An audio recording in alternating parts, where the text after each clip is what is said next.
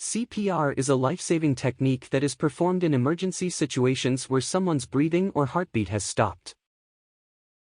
It involves a combination of chest compressions and rescue breaths to help maintain blood flow and oxygenation to vital organs until medical help arrives. The following are the 7 steps of CPR. Number 1. Check for responsiveness. The first step is to check if the person is responsive by tapping their shoulder and asking if they are okay. Number 2. Call for help. If there is no response, call for medical help immediately or ask someone nearby to call for you. Number 3. Open the airway.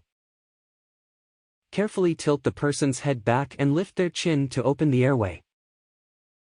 Number 4. Check for breathing. Place your ear close to the person's mouth and nose and listen for breathing. Look for chest movements and feel for breath on your cheek. Number 5. Perform chest compressions.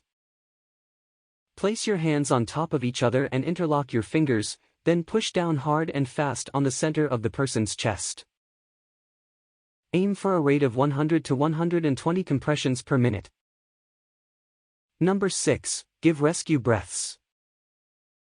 Pinch the person's nose and give 2 rescue breaths by breathing into their mouth, ensuring their chest rises with each breath. Number 7. Repeat chest compressions and rescue breaths.